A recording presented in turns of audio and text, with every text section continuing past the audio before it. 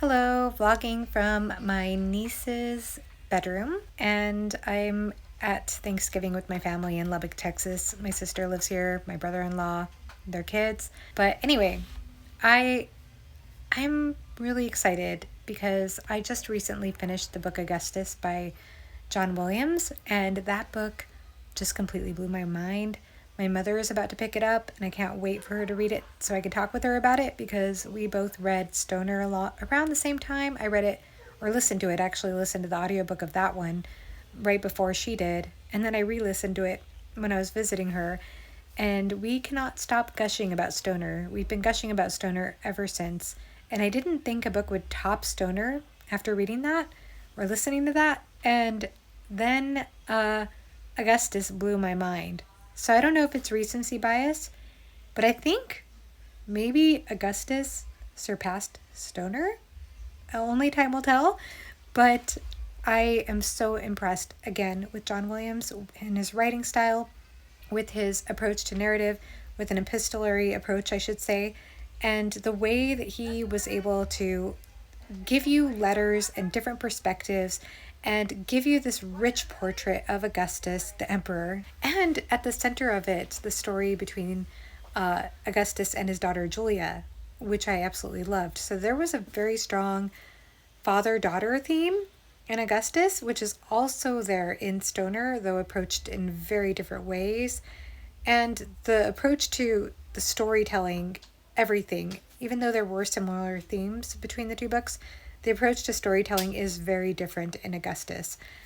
I think that this writing style is also more formal, and at the same time it fits that era, and it still has his signature prose. And I still can't believe that for a book as short as Augustus is, that it is so packed. It feels like he writes in such a succinct way, and at the same time he doesn't relent in telling the story as it needs to be told down to the end. I mean, he gives you everything that story commands. It's a work of brilliance. It's a masterpiece. That was the first word out of my mouth. That's the first thing I said once I finished the book. And I am so excited to be in a discussion about it. I hope to be in a discussion about it if I don't get snowed in here in Lubbock. But yeah, so that's a reading update, I suppose. But aside from that, I've also picked up and gotten into The Vanished Birds by Simon Jimenez. I think I'm saying that right. If it's a Filipino name, it's either Simon Jimenez or he goes by Simon Jimenez. I'm not sure. But I am about 100 pages into that. Buddy reading it with Evie from She Was Only Evie, who has read it before, and she gifted this book to me, so I am enjoying reading her or learning her insights as we're buddy reading this together, and enjoying the comforts of this rainbow unicorn bedroom. And I guess that's all I have for now. I hope you all are having a great week, whether you celebrate Thanksgiving or not. I guess I'll update you again, maybe, before this trip is over. But if not, have a great rest of your day. Bye-bye. When each letter is being written. And so part one, the prologue opens with a letter from Julius Caesar, who was Augustus's great...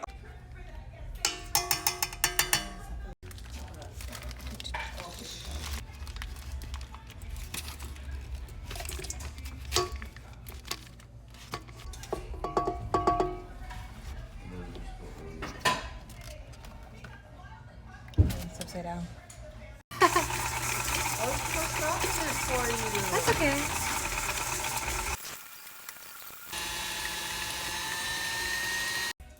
Bella.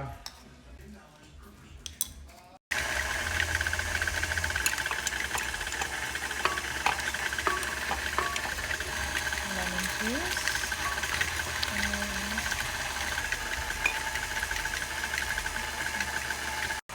This is the hard part.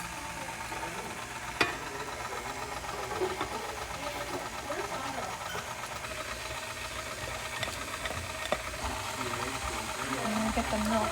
I'm gonna do it.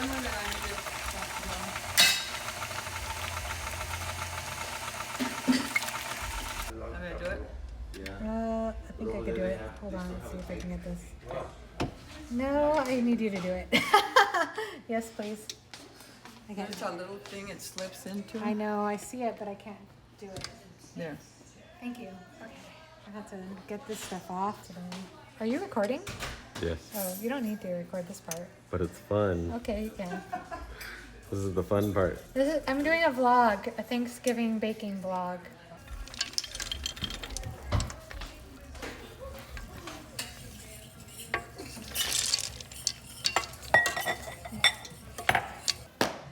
Does that help? Mucho mejor. That one is fine.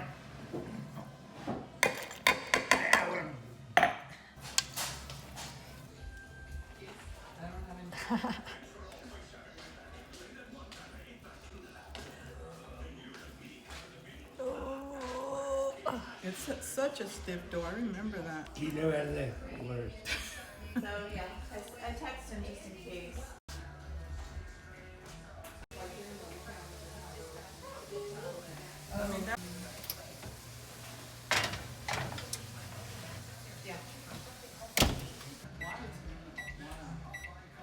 A-Man, did you finish Dune? No.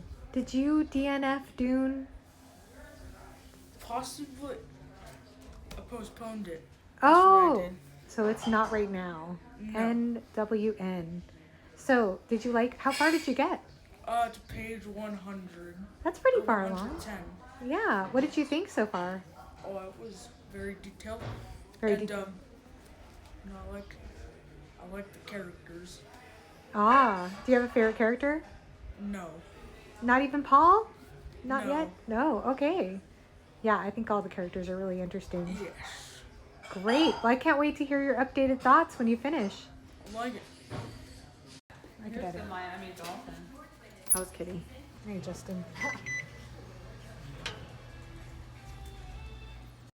I know.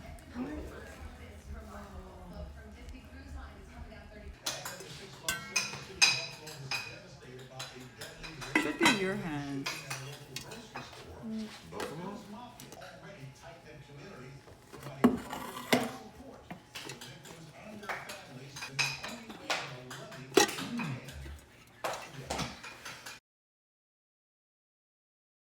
Voila. Oh wow. For the frosting or the glaze, I'm just gonna squeeze some lemon juice and powdered sugar over here mixed together. A little bit of lemon juice, very, very, very little.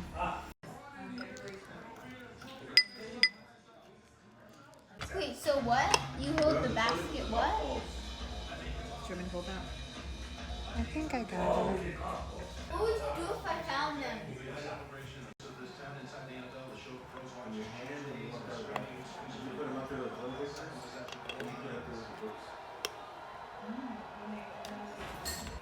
You're the best cake maker, Antoana. Hi again, reporting again from my niece's bedroom. I just wanted to give an update on The Vanished Birds. I haven't had a chance to read any more of it, but I want to give some thoughts so far since I didn't really do that in my last update. But this is a very interesting book with a very interesting structure. The first chapter is the whole lifespan of a character. I thought the way this character was introduced within the first couple of pages, a character named Kaida, who has a sawed-off finger from having 11 fingers at birth, and he is part of this culture of farmers that harvest these duba seeds, and then there are these people who come every 15 years to the planet from outer space who pick up this harvest, and it's a big celebration or a big day. And so it was really interesting because you get the sense again that this is going to be about this character Kaida, and then you realize it's just one chapter and it's just his whole life. And then the next chapter you get introduced to some other characters, and then the third chapter some more characters, but they all merge together. And I'm already seeing how they all are intertwined. And at the same time as this is all happening, Earth seems to be falling apart, and these people need to get off the planet, and they've built these space stations where they can go and survive. And unfortunately, a lot of people are left behind as billions are trying to get off the planet. And some of the same social class issues still plague humanity, even in a new era, a new place. Time is explored in an interesting way in this book, and there is definitely a broader theme about humanity, but at the same time, there are these beautiful, intimate relationships between characters. you immediately get drawn into them. It's interesting too that what's happening with the characters, the intimate relationships that are happening with the characters, it feels like there's a theme happening with different groups of characters in which there's a merging or connection and then a separation. And I feel like there's some parallel with that. And I don't know if I'm onto something or I'm off the mark, but I feel like there's some sort of parallel between what's happening with humanity in a broader way in this book and what's happening with characters merging and coming apart, especially as Earth is obviously dying away and these space stations are separating parts of humanity. So I don't know. I'm still early on in the book, but I do feel like Jimenez is planting a lot of seeds, and it's been so much fun to chat about this with Evie because she's pointed to some very interesting quotes, and I've noticed some lines stick with me as I've been reading, and I like the writing style. It's a contemporary writing style, which is a nice transition from reading a formal writing style from Augustus. And it's a good transition. I think it's good to follow up a book that is as amazing as Augustus is with another book that's different. So I appreciate that. And hopefully I'll have more thoughts in my wrap up, but that's it for now. So thank you so much if you watched this whole vlog. I hope it was somewhat interesting. Let me know if you like these type of videos, if you would prefer less vlogs. I'm not the best when it comes to this sort of format, but I thought it would be interesting given the interesting setting, my niece's bedroom, and, you know, just something different. Anyway, I hope you're having a wonderful day. Thank you so much for watching. Bye-bye.